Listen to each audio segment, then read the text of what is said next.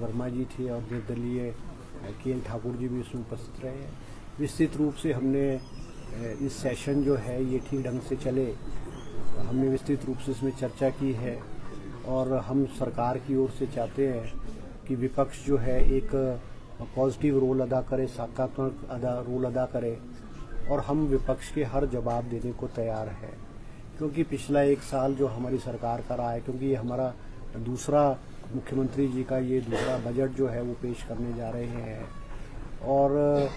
हम चाहते हैं विस्तृत रूप से चर्चा हो, पॉजिटिव चर्चा हो और जो भी सुझाव विपक्षी ओर से आएंगे, हमारी तो ये पिछले एक साल में आपने देखा सदन के अंदर हम जो है कोई भी चर्चा जो विपक्ष लाता है हम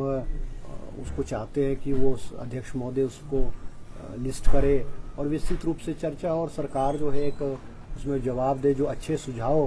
विपक्ष की तरफ से भी पूर्व में आए हैं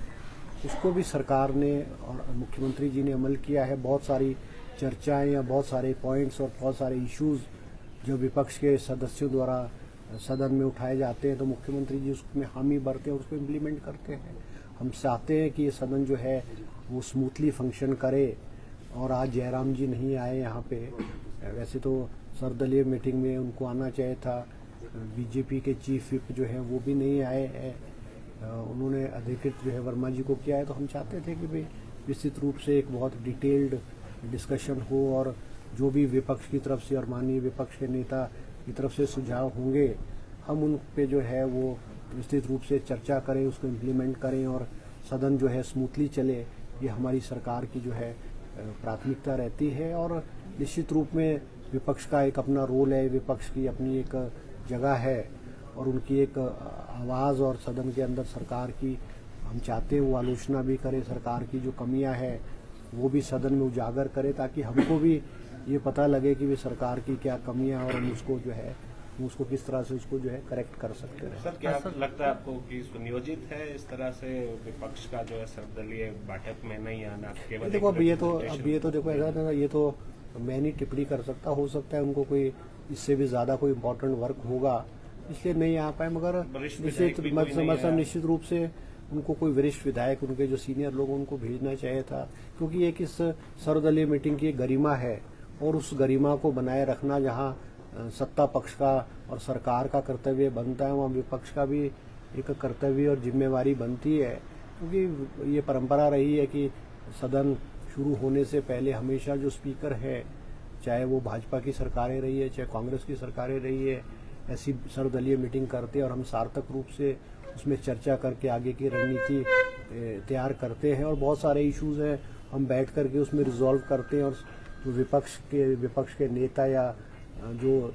पॉइंट्स या इश्यूज करता है हम उसको इम्प्लीमेंट करते हैं। सर ऑबिचुरी को लेकर भी सहमति बनी है, तो सरकार पर निर्भर है कि वो नहीं, ऑबिचुरी तो होगी ना, ऑबिचुरी तो होती है। अब वो डिपेंड करता है कि कब होगी, वो मैं मुख्यमंत्री जी की व्यवस्था को भी देखना पड़ेगा, मुख्यमंत्री जी की कितनी व्यवस्था है। हमारी कल कैबिनेट मीटिंग भी है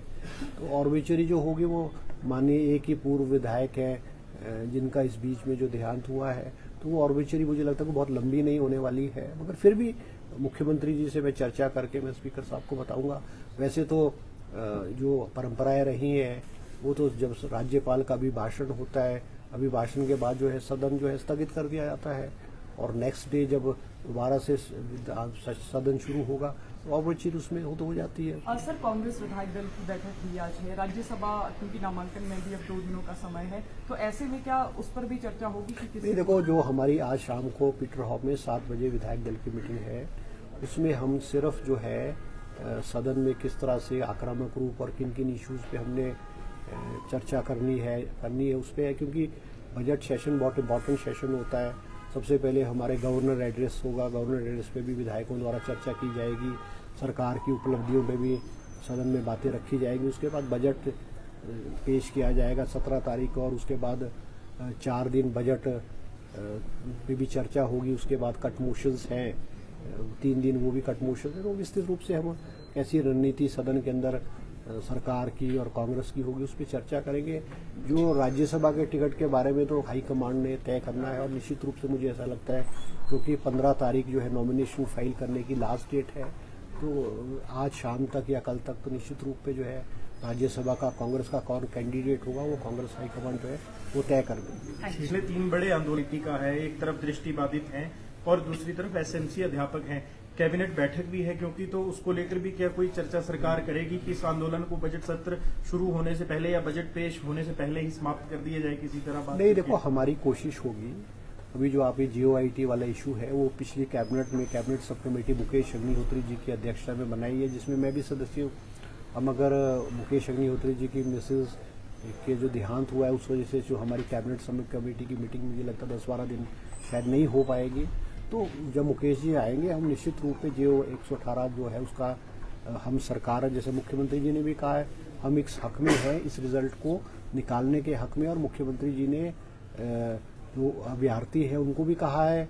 कि हम निकालेंगे, मगर एक प्रोसेस को उसको अपनाना पड़ेगा। कैबिनेट सब कमेटी पे चर्चा करेगी, फिर कैबिनेट में आएगी, फिर उसको रिजल्ट को निकालने की विधिवत रूप से मुख्यमंत्री जी और जो कैबिनेट फैसला लेगी उसके होगा। अब एसएमसी वाले में भी एक कैबिनेट सब कमेटी का गठन किया गया, और वो कैबिनेट सब कमेटी मुझे लगता है इसी दौरान जो है वो रिपोर्ट सरकार को देगी, और एसएमसी के बारे में भी जो पॉलिसी निर्धारित करनी या उनको क्या लाभ देने हैं वो भी हम इस सेशन के दौरान जो निश्चित रूप में करेंगे। ठीक है।